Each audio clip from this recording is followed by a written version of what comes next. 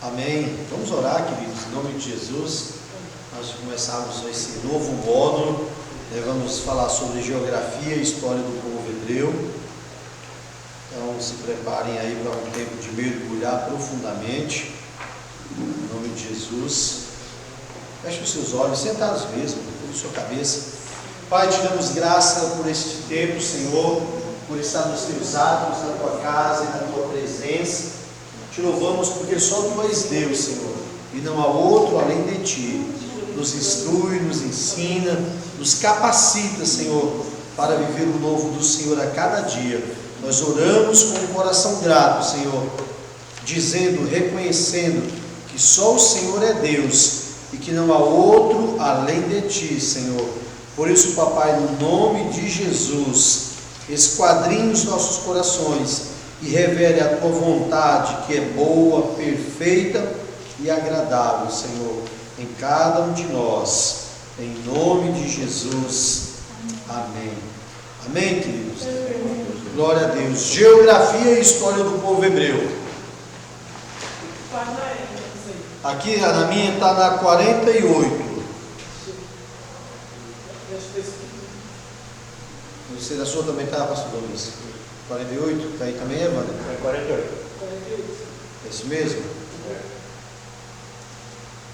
Geografia.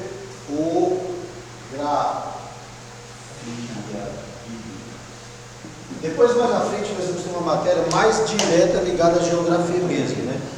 Mas essa matéria ela traz mais claramente a história e a geografia do povo hebreu. Por que se faz tão necessário a gente conhecer a respeito disso? Porque esta geografia ou essa história do povo hebreu e a geografia bíblica é que nos faz crescer. Dentro da igreja hoje, nos dias atuais, nós temos uma grande preocupação em crescer, especialmente ministerialmente, mas não tem uma preocupação em ter intimidade ou em conhecer a Deus. A Bíblia diz assim: conheçamos e prossigamos em conhecer o Senhor. Se você falar para o cara, vai dirigir o culto, vai pregar, vai orar, vai fazer isso, vai fazer aquilo, vai trabalhar na obra, ele vai a mil. Mas você fala para ele, vamos estudar a Bíblia, é só você ver o discipulado. Discipulado, estudo bíblico, culto de oração. Agora fala que ele vai pregar, fazer uma campanha, dirigir um culto. O cara ferve. Então, quando nós falamos que é importante, eu até começo com uma pergunta aí: o que é mais importante, correr ou crescer? Há muitos cristãos envolvidos nos trabalhos da igreja, mas poucos desenvolvidos na vida cristã. Isso significa que são muitos integrados, mas poucos íntegros. Eles estão envolvidos em tudo, são íntegros de verdade. O caráter fala que ele é. Você olha para famílias, em casa, no trabalho, na rua, quem ele é? Porque na igreja é fácil. Ser na igreja é fácil. Então, estão integrados, trabalhando. Mas você pergunta dentro de casa, o filho, a esposa, diz: meu Deus do céu, para ser crente igual ao meu pai, prefiro ir para o inferno. São aqueles que não têm o menor tempo para estudar a palavra, porque estão muito ocupados com o trabalho da igreja. De tanto se envolverem com a obra de Deus, se esqueceram do Deus da obra. São aqueles que são donos de quase todos os cargos da igreja, e assim alegam não terem tempo para estudar a Bíblia. Exceto que tais crentes, embora tão ativos na obra de Deus, ainda não cresceram espiritualmente, possivelmente nunca crescerão. Eles estão muito ativos e ocupados demais para parar e pensar que têm a urgência e necessidade de crescer espiritualmente. Ou seja, a preocupação deles é um cargo, é uma função, é um título, é um nome, é um culto. Mas estudar, se alimentar, conhecer a palavra, não. Por isso que eles saem fácil da igreja. Eles vêm rápido para a igreja e eles saem rápido da igreja também. Eles estão alinhados com a igreja, mas eles alinham muito rápido. Maurício, não tinha essa apostila? Não, eu peguei, mas eu não sei se eu peguei. porque ele estava fazendo online, né? Fazendo em casa, depois quando a gente propõe não chegou a pegar. Não. Mas verifica lá de qualquer maneira. Tá? Se tiver, é só. Mas eu acho que foi isso mesmo. Como você estava fazendo online, aí a gente já não liberou. Cobra só metade dele, 300, tá? O envolvimento no trabalho não pode de maneira alguma tomar o lugar do crescimento espiritual. Mas crescimento exige estudo sério e metódico da palavra de Deus. Espiritualmente, isto é maturidade cristã. Não é fruto do acaso, mas sim de uma vida moldada pela Bíblia. Se de verdade nós pararmos hoje e pensar como que nós éramos, eu tenho 30 e poucos anos de evangelho, não sei, não, Vânia tem menos, né? Vânia tem mais idade do que eu, mas tem menos tempo de evangelho. Pastor Vanusa tem também menos, né? Eu tenho 20. 20 já vai mais alguns zeros na frente. Eu tenho 30 anos, eu me lembro de 89, acho que dá 30 anos, 89? 89 não, 89 é 30 anos, 32 Rapaz, ele vai dizer Ele tá velho, que não lembra, né? Eu me batizei no dia 1º de maio de 90. 92. Naquela época, em 90, fazia frio em São Paulo ainda. Estava um frio, lembro como se fosse hoje um frio. E nós batizávamos no rio, porque tinha que ser água corrente. E eu lembro que tinha uma irmãzinha cadeirante aleijada. Não é cadeirante, tinha que ser aleijada. Cadeirante, que ela queria batizar e alguém da família chegou e falou assim: está muito frio, a senhora não vai batizar. E ela: não, eu quero batizar hoje. O batismo é um sinal para uma mudança dos crentes. Mas após o batismo, começava um tempo de preparo, de estudo, de buscar a palavra, irmãos, de escola bíblica, de seminários. A gente não tinha nem os nomes direito, mas vivia a essência da palavra. Sabe o que nós nos perdemos? O meu povo se perde por não conhecer as Escrituras. Não importa hoje se nós vamos falar de discipulado, seminário, conferência, é igual eu falo: irmão, você me convidou para pregar, eu vou pregar com muito amor, com muita alegria. Mas se você disser assim: velho, dá um seminário do tal tema, esse nicho de alegria. Esse livro, eu ministrei agora no pastor Camilo, o meu livro lá de identidade, sexta, sábado, domingo, 3 dias de seminário com a igreja. Que o tema que Deus colocou no coração dele para 2022, ano da identidade. E aí ele veio falando do livro: você faz? Eu faço, mano. Irmãos, eu estava no paraíso. Não é se tinha muita gente, é se tinha pessoas que queriam ser alimentadas, porque o grande segredo está aí. Você vai orar, vai expulsar demônio, o demônio vai embora, beleza. Mas se você guardar o conhecimento traz intimidade. É igual um casal. Quando você casa, você não conhece tudo intimamente um do outro. Mas depois de 28, 29 anos de casado, você já sabe até como fazer raiva para ela. Você já sabe até as estratégias, você já conhece tudo. Você já sabe todos os detalhes, porque você teve intimidade. A palavra é isso. Quando eu começo a conhecer a palavra, mergulhar na palavra, começa a ver intimidade com a palavra. Aí de repente você lê um versículo, você prega e você fala: só li o versículo, por que eu preguei? Porque você já tinha um conhecimento. A cronologia bíblica. Cronologia é a ciência que estuda a localização dos fatos e dos tempos na Bíblia. Ou melhor, dos fatos e dos tempos. Na Bíblia Sagrada não encontramos uma cronologia exata, porque Deus ocultou essas datas aos filhos dos homens. Deus quis que esses fatos se tornassem conhecidos das gerações futuras, mas não quando aconteceram. As genealogias de Hebreus nem sempre são completas, dos hebreus, pois nem sempre mencionam só os nomes dos personagens destacados, omitindo pessoas de pequena importância. Por exemplo, em Lucas 3,36 encontramos um Cainã, que não aparece na genealogia em Gênesis 11, 12 e 14. Isso mostra que não podemos datar os acontecimentos em cima de datas genealogias registradas em Mateus omissões claramente entre João e Uzias, Acasias, Joás, Amazias, que não aparecem, e Jeoaquim é omitido no verso 11.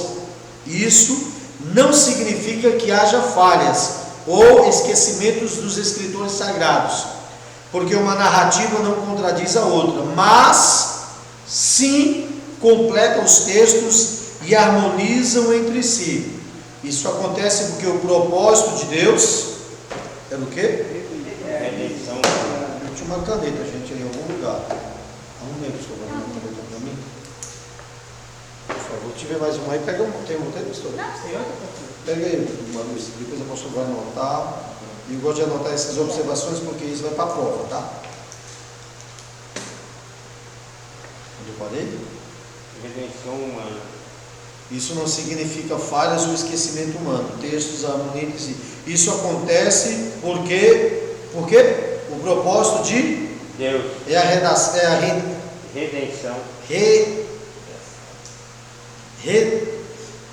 Vamos lá. Isso acontece porque o propósito de Deus é a redenção humana e não fazer da Bíblia um jogo de quebra-cabeça. Bom, esse aqui encaixa aqui e esse encaixa ali. Irmão, não é esse o projeto da Bíblia. Então, essa cronologia, igual a gente conhece, a gente vive, tem falhas, mas não no texto. Porque o objetivo principal, o ponto central, o propósito principal é trazer redenção à raça humana. É trazer a transformação na raça humana. Ok? O fértil crescente. Se traçarmos uma linha curva que, partindo do Egito, passe pela Palestina e a Síria mediterrânea, seguindo depois até Golfo Pérsico, teremos uma meia-lua razoavelmente perfeita. Há 4.000 anos, esse poderoso semicírculo em redor do deserto da Arábia, determinado o que? Fértil crescente, abrigava grande número das culturas e civilizações das outras, como pérolas de um aqui, ó, colar. Colar não vai ter aqui em cima não, tá, gente? Só aqui, ó, as pérolas, uma meia lua, bem possível. Cada uma dessas culturas, desses povos, simbolizando por este colar, trazia uma cultura, um povo, um local, uma história. De lá irradiou luz clara para toda a humanidade. Ali foi o centro da civilização, desde a chamada Idade da Pedra até a Idade do Ouro da cultura greco-romana. Estão comigo? Amém. Como já vimos, para a faixa de terra estreita que vai de Ur, no sul da antiga Caldeia, até a proximidade do Nilo, alguém deu o sugestivo nome de fértil crescente. Em algum ponto dessa imensa região, a humanidade teve o seu berço. Antes e depois do dilúvio, civilizações importantes, tais como Suméria, Acádia, Aramita. Alguém já assistiu os filmes do Conan o Bárbaro? Não? Que é dessa Ciméria que ele vem. É muito baseado essa cultura greco-romana em cima desses países. Aí nasceram e daí saiu, levando progresso para outras partes da terra, do Tigre até Eufrates. No Oriente, estão comigo aí? E no Ocidente, ligavam-se por duas estradas reais, que passavam por Arã, Alepo, Damasco, Jerusalém e alcançavam o Egito. Abraão cobriu esse trajeto e chegou até o rio Nilo. Toda essa história, toda essa geografia, ela traz a base de toda a geografia do povo hebreu e de toda a história do que aconteceu em cada uma dessas cidades. Nós vemos essa história. Depois você vai lendo, comparando com a palavra, com a Bíblia, você vai falar, bom, agora eu entendi. Não precisamos ser peritos, especialistas, queridos, na matéria, na questão da geografia, mas eu tenho que saber quando alguém fala de Jerusalém, quando alguém fala da Judéia, quando alguém fala de Samaria, quando Abraão diz que ele cobriu toda essa terra até chegar ao rio Nilo, eu tenho que ter uma noção, porque senão eu me perco no meio da história, e eu pego uma história que eu posso elucidar, esclarecer, somar ela geograficamente, e às vezes é uma história tão rica, tão bonita, que a gente torna pequenininha. Então, se você pegar um milagre que aconteceu em Jerusalém, e você conhecer um pouco da geografia e da história do povo da época, uma mensagem que poderia alcançar tão pouco, ela alcança e ela abrange muito mais. Por isso a necessidade de conhecer. Caldeia, Assíria e Egito se tornaram potências. Essas potências disputavam em campo de batalha o domínio do mundo. Canaã estava no centro dessas potências, entre Mesopotâmia e Nilo. Quem estava no centro? Canaã. Todo mundo queria. Se você vê um pouco dessa, eu acho que é Reis, né? Essa série está passando agora. Reis, né? Ali tem muito da história. Israel saiu de um governo de Deus, com reis, com profetas, com sacerdotes, pecou, saiu da terra, perdeu a terra prometida, perdeu tudo, foi humilhado, para depois se organizar de novo. Ali a gente consegue ter um pouco de ideia da história e da geografia do lugar, do povo, da época. Entra também o estilo de líder. Porque antes deles, Israel já estava organizado. Mas a ordem de Deus foi: quando vocês entrarem na terra que eu te dou, não se contaminem com as mulheres de lá, não casem com as mulheres de lá, não pequem lá. Se vocês pecarem, vocês vão fazer uma aliança. Se vocês fizerem uma aliança com ele, vocês vão se afastar do Senhor teu Deus. A terra de Canaã era uma passagem obrigatória tanto para assírios e caldeus quanto para egípcios. Sendo assim, Canaã tornou o centro do fértil crescente. Quando Nabucodonosor passou, ou auxiliado por Siaxires, rei do Pérsia, destruiu Nínive e sepultou o grande império assírio, lançou as bases do império caldeu com capital em Babilônia. Todas essas potências perseguiam Israel, todas.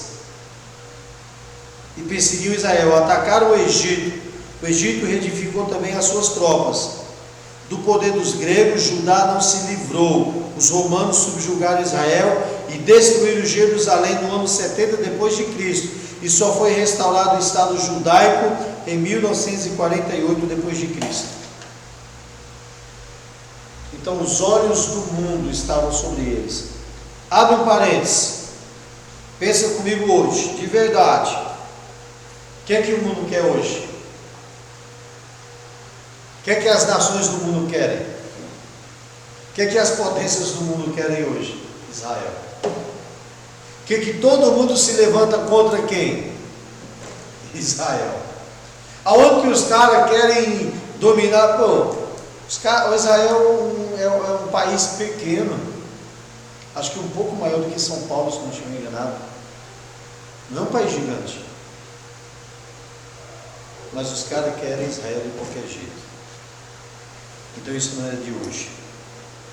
Desde que os judeus implantaram na Palestina no meado do século, o mundo todo passou a despertar pelo Oriente Médio, e até mesmo os árabes, esquecidos por séculos, passaram a ocupar preeminência entre as nações. Os árabes se impõem pelo petróleo e os judeus pelo valor espiritual.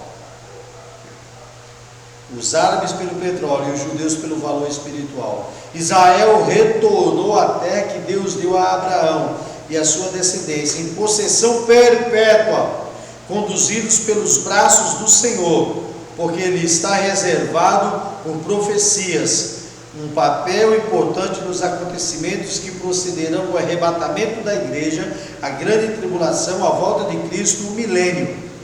Vou repetir.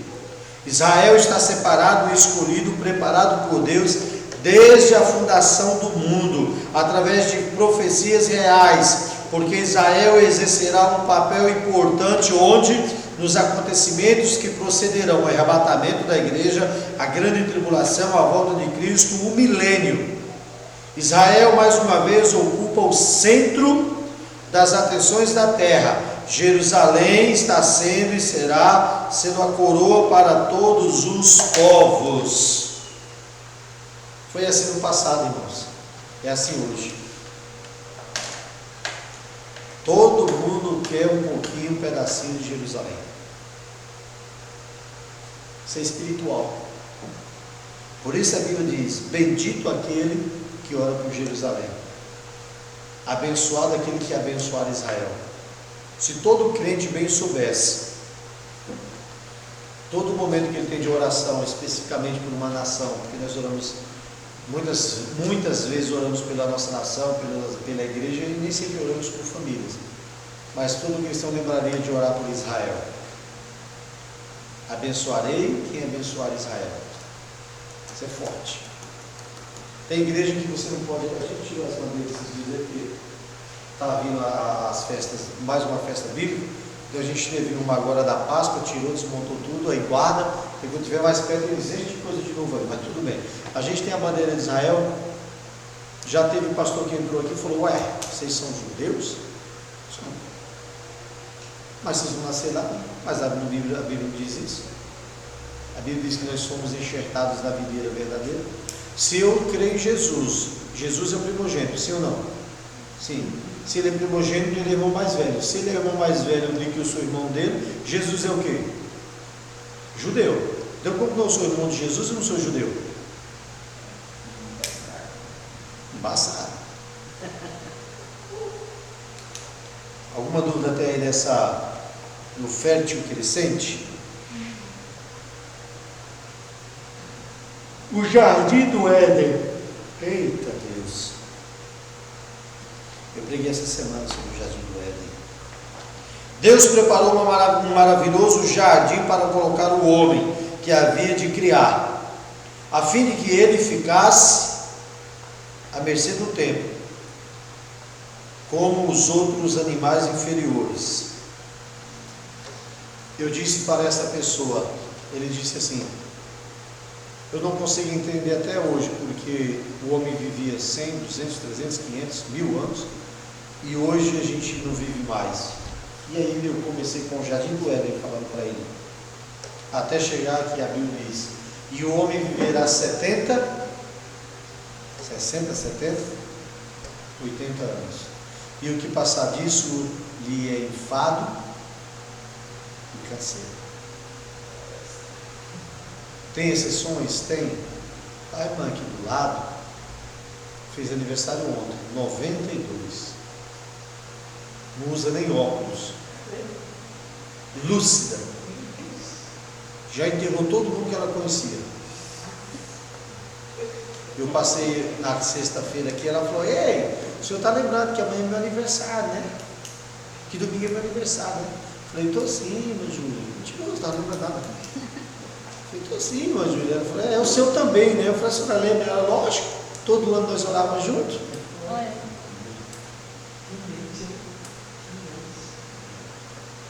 Ela passa aí na bengalinha, tem gente que passa tudo picando sem enxergar nada, não usa nem óculos. Então há exceções dos 80, 90, mas na sua maioria, 80 anos, a pessoa está falando assim: eu estou pronto, quando quiser me levar, com dor aqui, com dor ali, com dor lá, com dor acolá. Então, Senhor, eu já criei meus filhos, já vi meus netos, me leva que eu estou pronto. Aquele louvor foi feito para ele: me leva à sala do Éden não era propriamente o jardim onde Adão habitava, mas somente o distrito do local onde estava situado o jardim.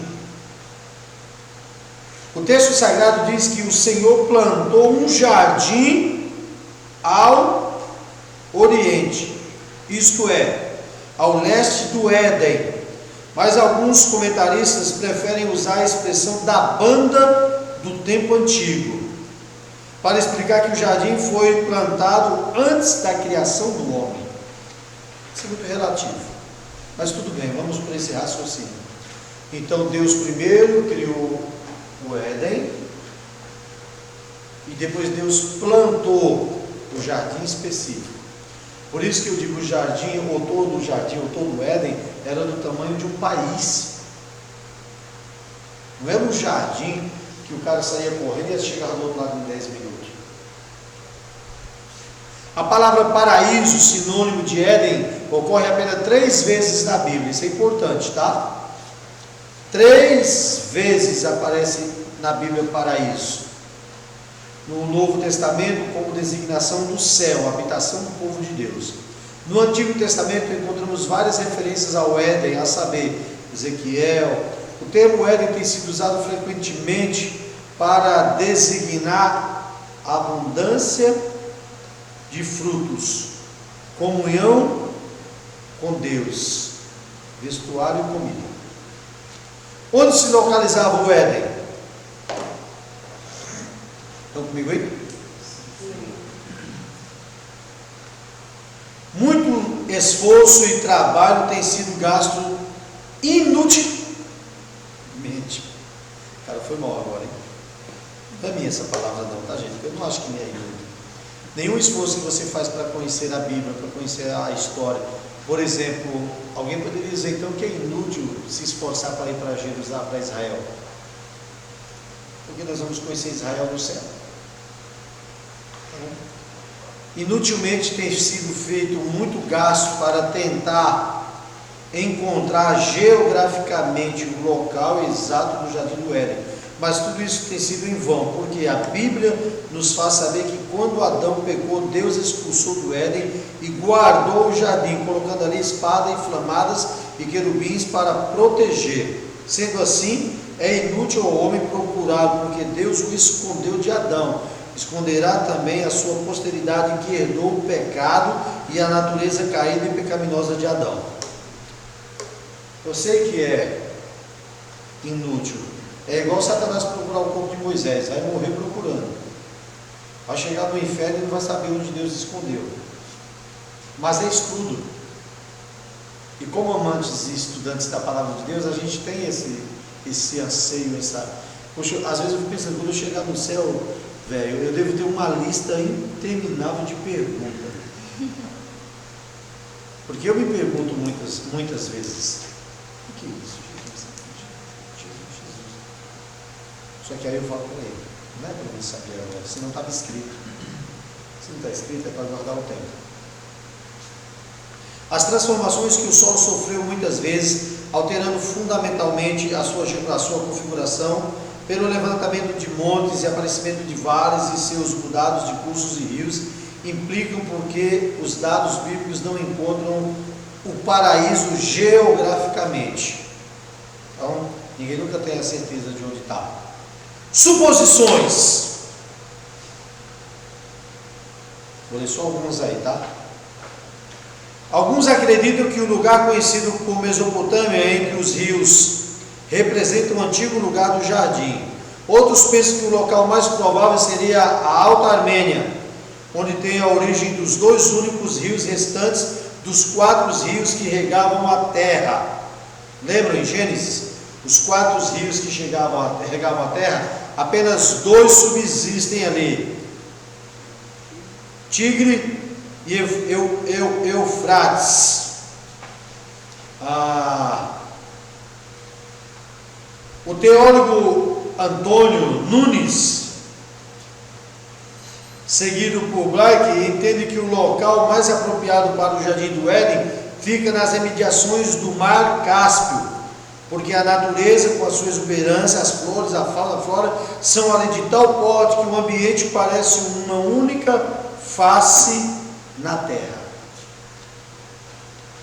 Não apenas o ambiente do ponto de vista vegetal, mas até a antropologia, ali suas imediações dão um capítulo diferente. O Cáucaso não fica muito distante, visto que o Cáucaso, onde encontram os melhores espécimes da raça humana, diz que a mulher e o homem caucasiano são admiravelmente belos. Suposições, tá, gente? Certo mesmo é que somente Adão e Eva conhecem dos 2 rios desaparecidos, ninguém mais. Alguma dúvida, alguma pergunta, alguma colocação? Vamos direto, tá, gente? Sem intervalo hoje. Porque o Maurício fez um café tão ruim que se nós bebermos, precisamos ir embora rápido, para dar tempo de chegar em casa. Origem dos hebreus. Estão comigo aí? Segundo o pensamento de alguns eruditos, a palavra hebreu vem do vocábulo Heber, referindo-se aos filhos de Selá, mencionado em Gênesis 10, 25.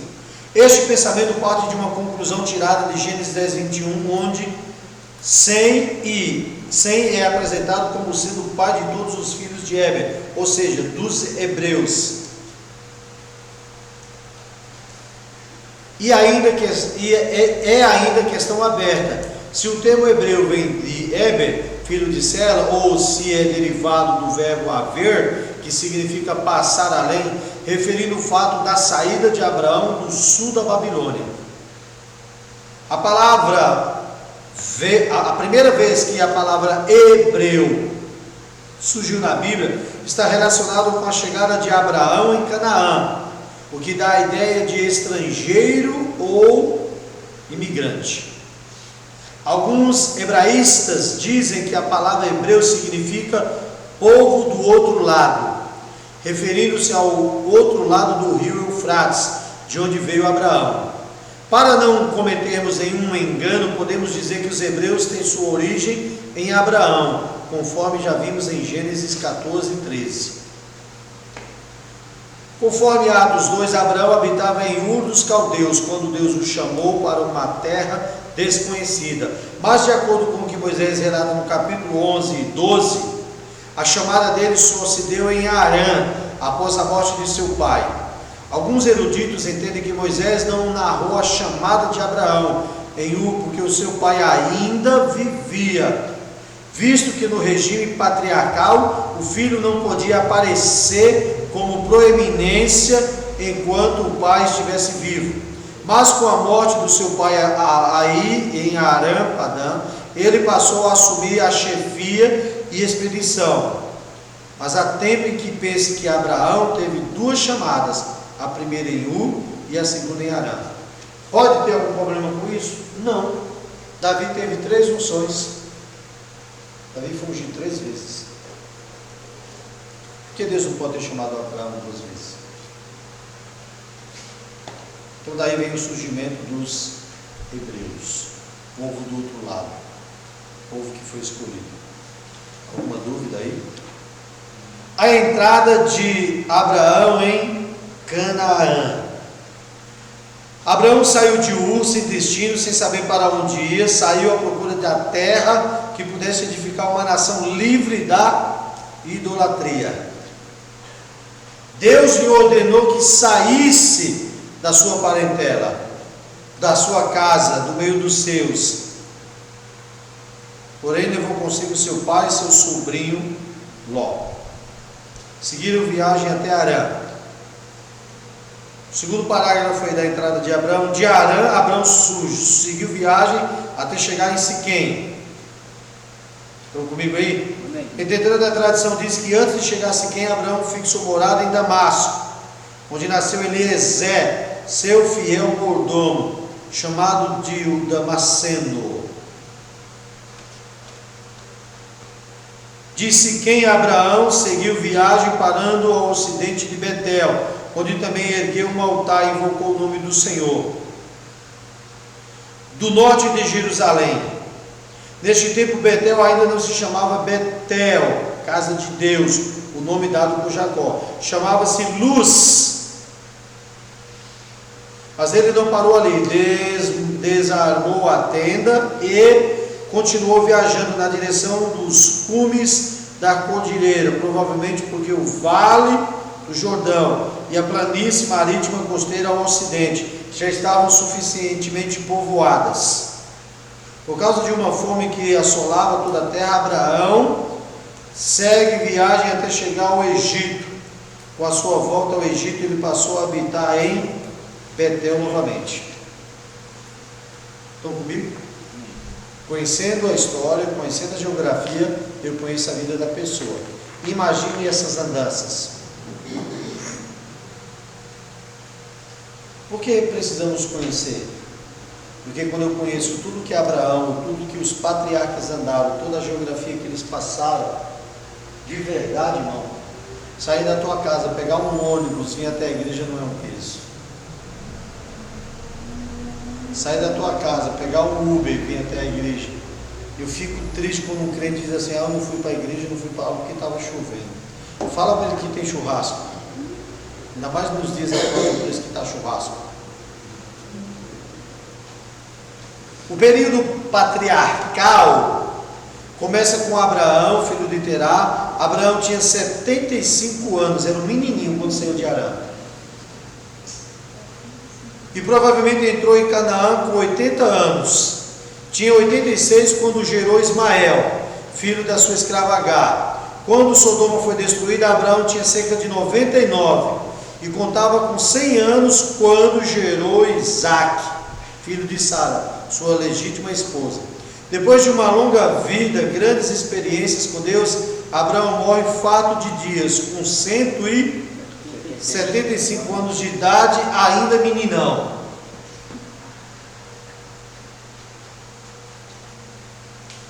De Abraão, descendente Isaque e Jacó em Canaã. De Jacó descendem as 12 patriarcas que formam as 12 tribos de Israel, nome que lhe deu no vale de Jaboque.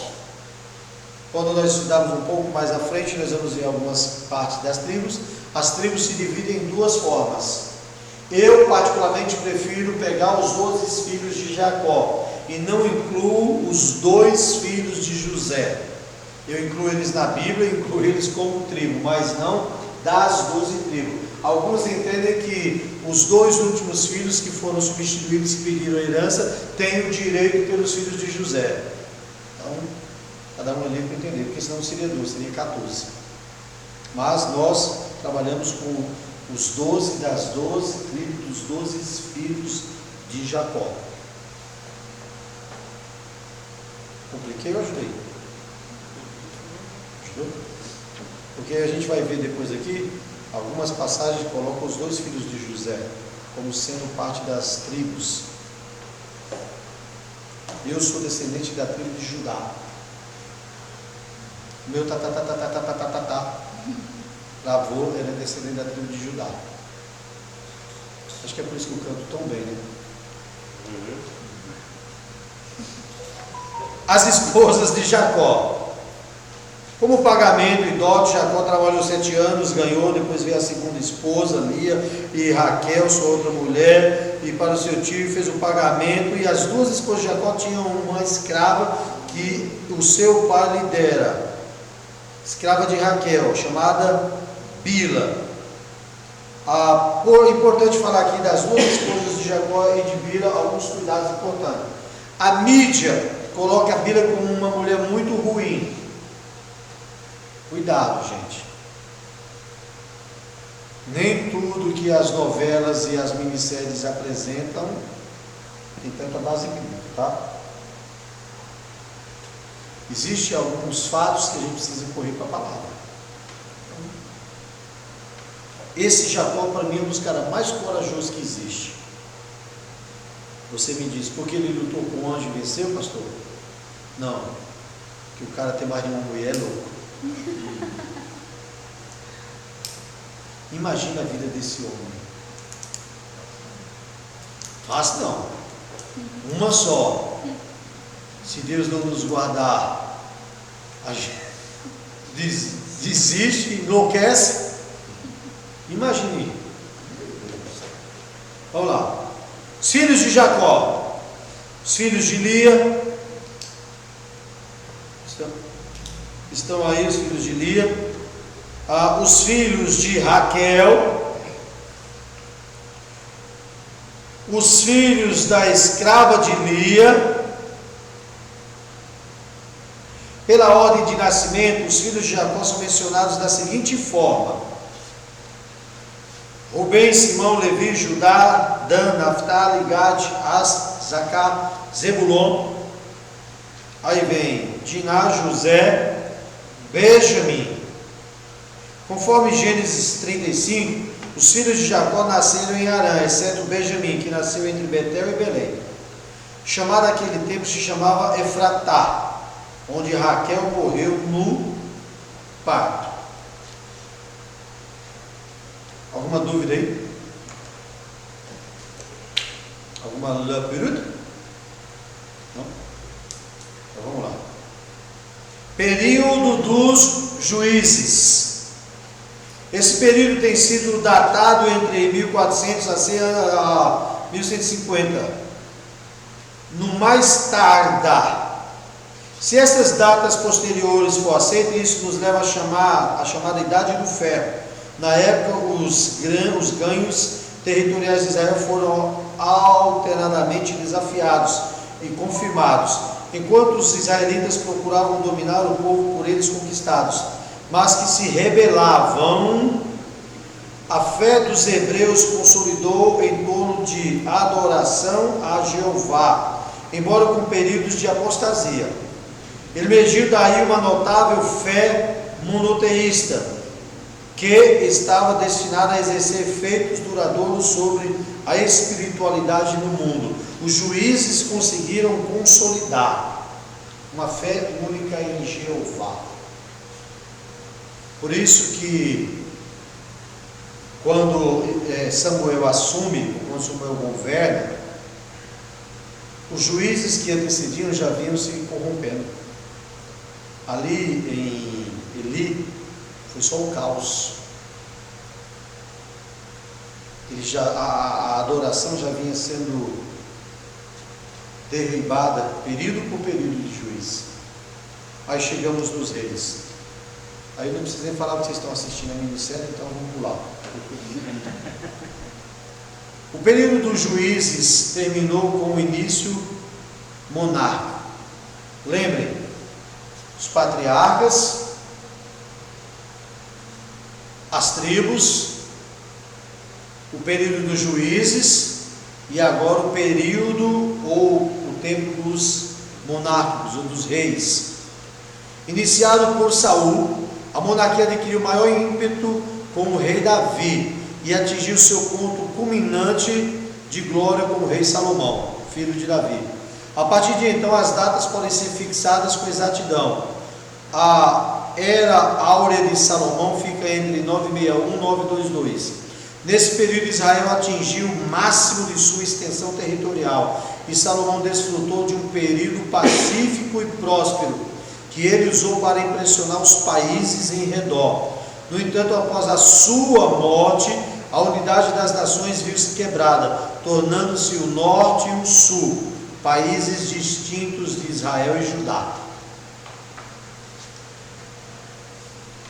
Tem um provérbio que a gente usa na administração, eu não vou lembrar bem dele direito, mas vocês já ouviram.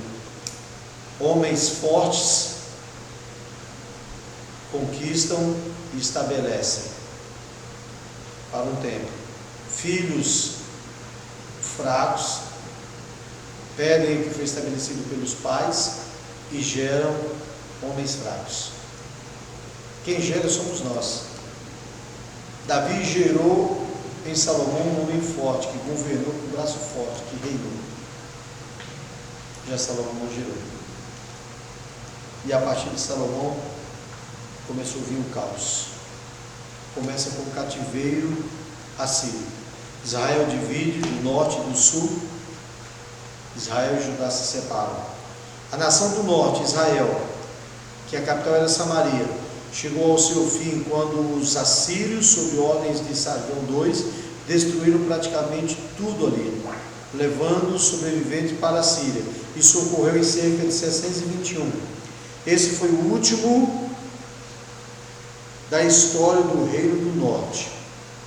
A moderna nação de Israel compõe-se essencialmente de Judá, embora com vestígios de todas as tribos. Senaqueribe, sucessor de Sargão, assaltou e reduziu Judá, mas os habitantes coube terminar a tarefa. Esse é o cativeiro assírio. Veio o cativeiro babilônico. Nabucodonosor destruiu tudo quanto podia em Judá e despertou sobreviventes e levou os sobreviventes para a Babilônia. Isso teve lugar em cerca de 587. Agora retorna Judá a Jerusalém. O pequeno remanescente voltou a Jerusalém, começando cerca de 50 anos depois da deportação para a Babilônia. Isso sucedeu quando o Pérsia controlava a região, pois a Babilônia tinha sido derrotada definitivamente pelo rei do Pérsia, Ciro, o grande conquistador, e anexada ao seu império tanto a Babilônia quanto a Palestina, cerca de 539. Nos dias de Esdras e Neemias, a cidade de Jerusalém foi reconstruída e levada de volta à adoração, e Jeová foi renovado. Um novo templo, um tanto mais modesto que o de Salomão, veio à existência, e o judaísmo conseguiu reequilibrar-se após ter sido quase extinto. Estão comigo?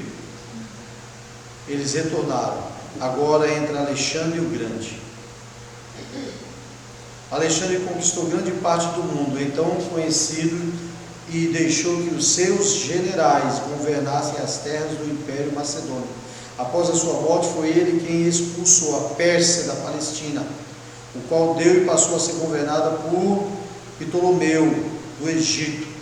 Então, pelos seus seleucidas da Mesopotâmia e do sul da Anatólia. Esses são governos nas cidades onde Deus reinava, onde o Senhor governava, onde era um reino todo pertencente ao Senhor. Será que o pecado destrói? Então veio a revolta dos Macabeus. Lembrando que primeiro Macabeus e segundo Macabeus, que estão nos livros apócrifos, não são livros inspirados, por isso não estão no cânon sagrado. Judas Macabeu e seus irmãos revoltaram-se contra o poder dos seleucidas. Antíoco V Epifânio, aí tentou ele helenizar os judeus. Isso criou mais agitação do que alguém seria jamais capaz de controlar. A liberdade religiosa dos judeus foi obtida após muito derramamento de sangue, em 161. Mas essa independência foi mantida apenas pelo aspecto de 79 anos. Vocês estão comigo aí ou não? Ninguém está dormindo não, né? Sobre o governo dos Macabeus, veio a era romana. As coisas desintegraram-se de forma perigosa na Judéia. Fato que os Macabeus haviam perdido a visão dos propósitos originais, revolução, e os romanos interveram para impor a sua ordem. O general romano Pompeu ocupou a Palestina em 63 a.C. e esta se tornou uma protetorado romano. Protetorado, cobertura. A palavra cobertura ela vem de mão de ferro. Por isso que a igreja apostólica e profética ela entendeu que ela não tem apenas uma cobertura espiritual. A igreja tem uma paternidade, porque a cobertura de Roma estava sobre Jerusalém, sobre Israel e dominava. Por isso existem pais apostólicos que não são pais, são dominadores do ministério dos outros. Um pai que quer mandar na igreja, no chamado, na empresa, nos negócios. Tem uns por aí que quer mandar até na mulher dos outros. Rapaz, o cara não manda nem na mulher dele, quer mandar na dos outros. Vai se converter.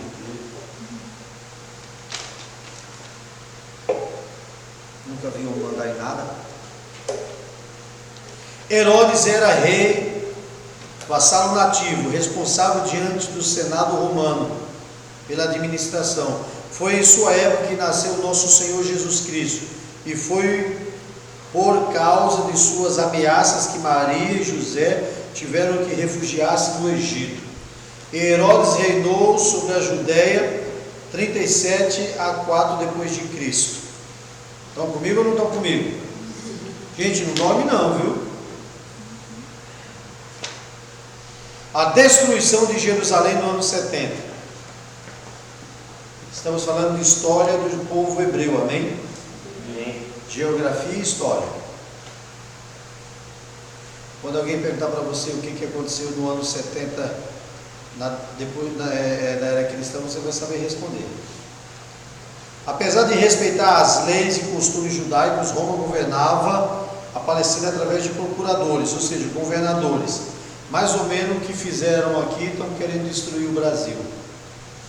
Fizeram aqui em São Paulo, né? E está querendo fazer no Brasil. Mas os judeus não aceitavam um governo estrangeiro. Isto gerou muitos problemas para o imperador e para os próprios judeus. A revolta que acumulava no coração de cada judeu acabava se inevitavelmente vindo à tona. Os zelotes despertaram um papel preeminente nisso. Finalmente foi necessário os romanos fizessem uma intervenção militar, a fim de controlar a rebelião sob as ordens de Tito, que mais tarde veio a tornar-se imperador de Roma.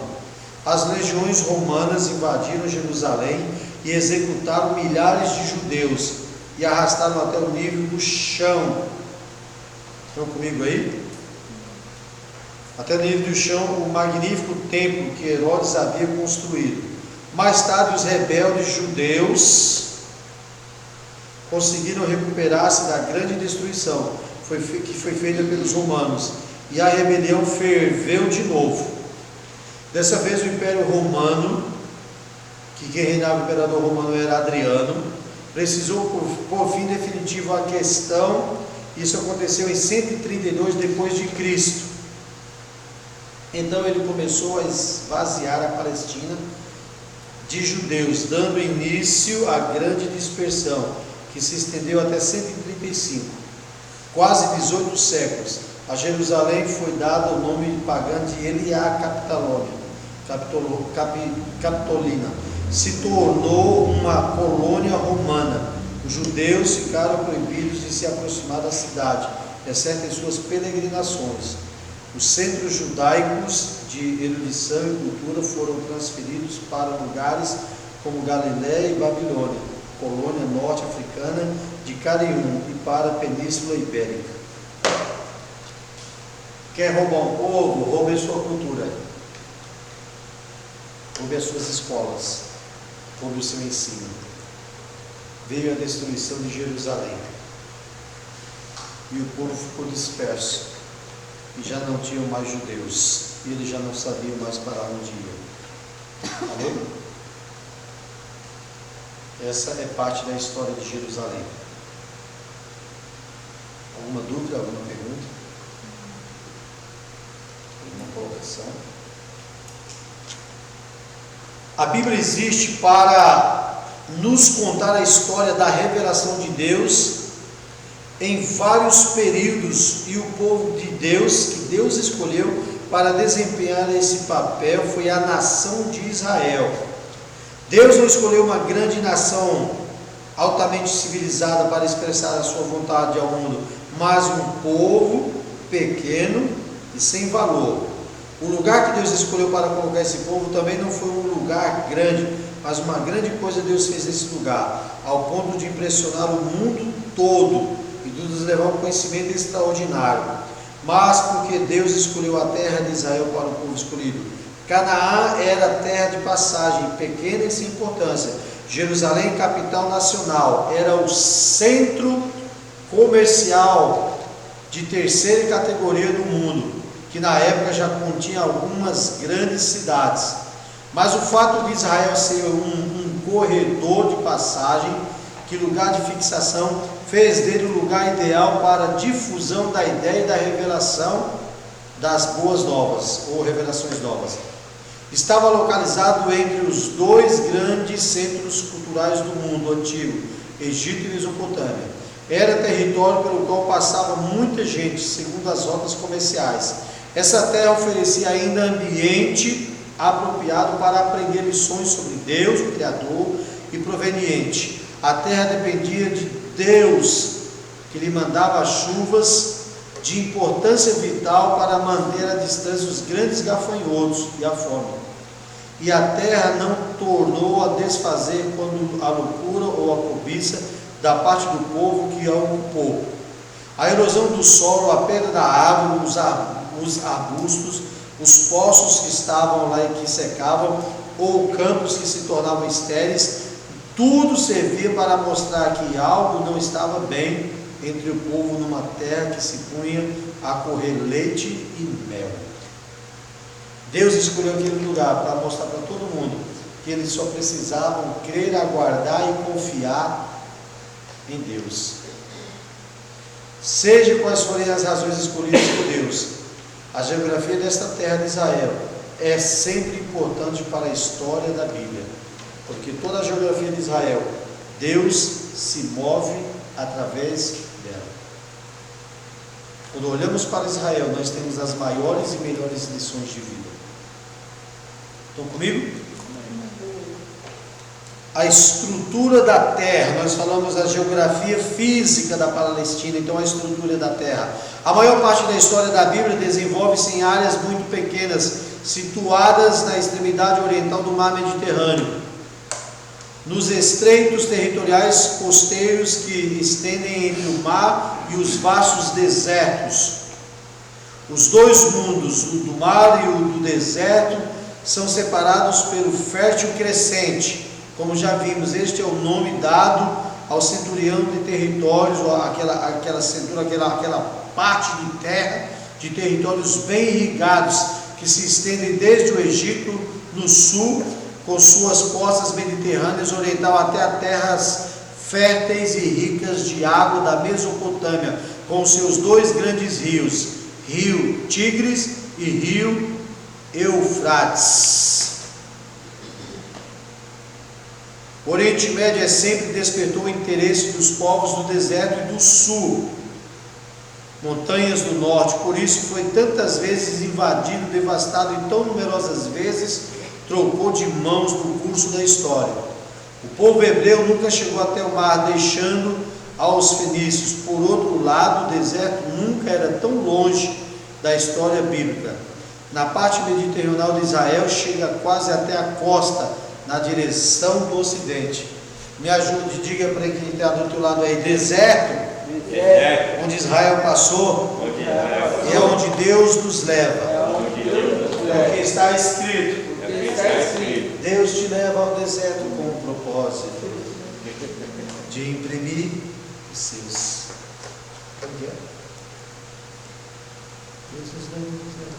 Imprimir o seu caráter em nós. Já ouviram essa música? Linda. Bem antiga, ele chegou a gravar bastante. Eu tenho esse CD ainda. Pastor Jorge. Vamos lá. O que ele canta é que Deus te leva ao deserto com um propósito. Deus quer imprimir o caráter dele em nós. Não foi isso que aconteceu com Israel? Quando Israel estava pecando, afastando, longe de Deus, Deus os levava ao deserto e tratava. Por isso nós vemos na geografia que nem sempre eles iam para o lado do mar, mas o deserto era constante. Então nós vimos a geografia da Palestina, nós vimos aí a estrutura da terra e agora a terra montanhosa. A terra prometida é muito pequena, do norte, de norte a sul, de Dan até Berseba, como diz a Bíblia, mede menos de 230 quilômetros. 230 quilômetros é uma extensão muito pequena.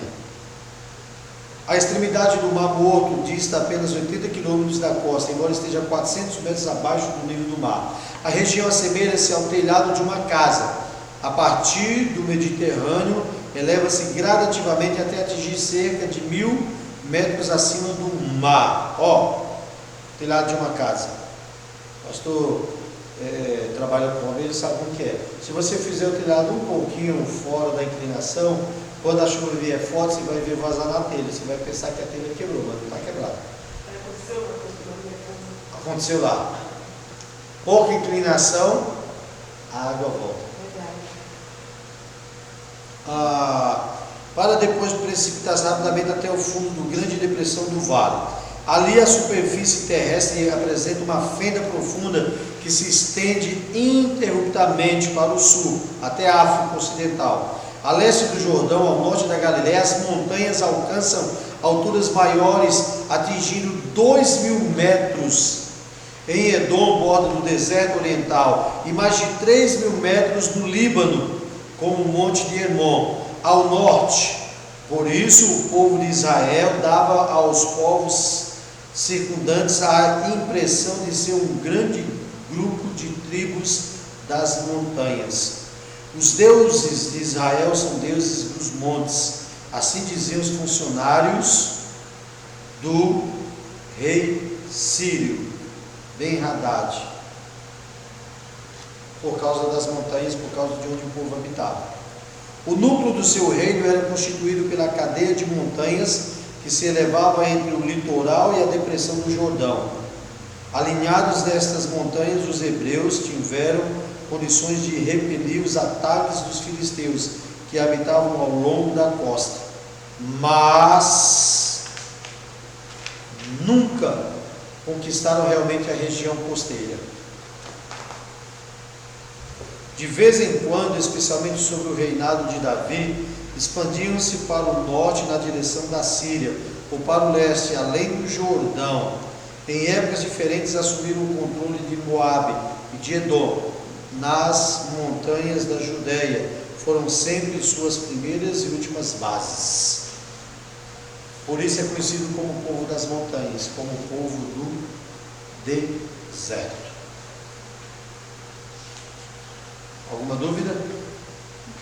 Geografia física da Palestina, estrutura da terra, terra montanhosa e agora a geologia. Sobre o aspecto geológico, a maior parte dos materiais de que se compõe a terra são jovens. O calcário ocupa grande parte da terra, superfície. Esta é a estrutura importante para entender a Bíblia, onde está presente o calcário, paisagem apresentada, determinada por características. A água infiltrava-se através do calcário, permeável, havendo pouca drenagem em superfície, mas habitualmente se formava correntes subterrâneas e a água pode ser capturada ou captada mediante a escavação dos poços. Calcário inclui muitas cavernas, enquanto na superfície frequentemente a origem a um solo pedregoso, que torna difícil a agricultura, permitindo-se em pontos espaços. Todas essas características são encontradas nas colinas da Palestina e aparecem na história bíblica. Você leu a história bíblica, você encontrou tudo isso. Isso é geologia. Como que era o solo, como que era a terra, como que funcionava. Eles sabiam exatamente aonde cavar e aonde plantar, aonde tinha água e aonde era bom de fazer as roças. Também o clima do deserto exerce influência sobre as paisagens e sua estrutura. Independente do tipo de rocha, está geralmente coberto por uma camada de areia, sílex ou sal. Muitas zonas da parte meridional do país estão cobertas por esses depósitos que são estéreis. O vento e a água são as forças que modelam as rochas do deserto. A erosão eólica muitas vezes transforma a forma fantástica. A força da água, tanto mais arrasadora e dramática, tanto quanto rara. Escava os vales de paredes íngremes e penhascos suspensos. Repetidas inundações ocasionais puderam submergir em poucos minutos um vale seco, vira metros de altura de água. Lembram que tem um que por vários anos, isso acontece até hoje. Vocês nunca viram? Eu vou trazer esse vídeo, tá? E lembra, Wander, por favor? Eles estão lá em Israel, no meio do nada, e as montanhas e os vales, a coisa mais linda do deserto. Está todo mundo dentro lá. Seco, deserto no pó. Escuta-se um barulho. Não dá tempo nem todo mundo correr. 5, 10, 15, 20 metros de água. Uma enchente no meio do deserto. E de repente essa enchente acaba. Aqui no Brasil tem alguns lugares assim. não nesse nível de profundidade. Eles estão ligados a rios, são desertos que de repente viram mar. Isso era normal em Israel naquela época. Eu vou achar esse efeito e trago para vocês. Estava passando descabelo, o cara era de uma hora para outra, o pessoal não tem ventilação. Tem vários. Esse que eu estou falando, ele está fazendo a própria demonstração desse vale. Então o pessoal está tudo atento. Então quando começam a ver, eles correm, você vê metros de água surgindo do nada. Que é o efeito da geologia do deserto, das montanhas onde o povo hebreu vivia. Se geografia é geografia, então tem que ter física da Palestina, estrutura da terra, terra montanhosa, geologia, e tem que ter também depressão. Diga para quem está do outro lado, depressão do solo não tem nada a ver com depressão sentimental. É porque tem que vai pensar, nossa, a terra entrou em depressão, coitado, tem que dar remédio para ela. Eu estava pensando que a pessoa depressão. O corte longo e reto do Vale do Jordão, que atinge sua maior profundidade no Mar Morto, é um dos vários sinais de que a superfície da Terra é instável. A atividade vulcânica e mudança de estrutura ainda continuam. O Vale do Jordão aprofundou-se entre duas falhas paralelas, produzindo a mais profunda depressão natural do mundo.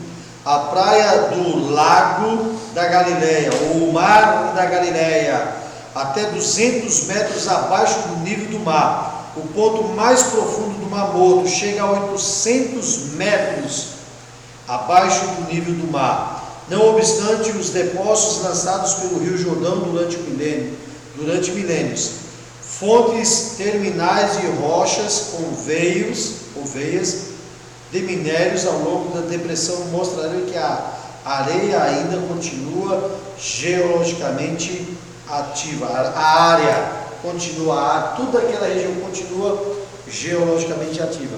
É por isso que os crentes, quando vai lá, gostam de ir no Mar Morto.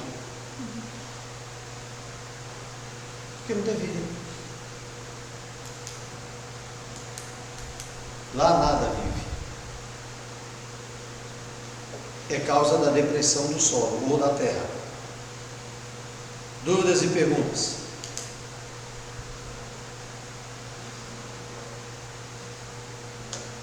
Ok. Vocês pensaram que ia ser só aula boa, né? Igual a última, né? Essas provas que nós vamos fazer serão de pesquisa, mas nós vamos fazer aqui, numa das próximas aulas, para não deixar tudo para o final, porque esse módulo aqui, com esse volume, com essas 5 matérias, elas são bem puxadas mesmo. Então, nós vamos estar fazendo as provas separadas para não ficar muito pesado no final. Para o clima ficar de boa, ok? Então vamos falar de clima.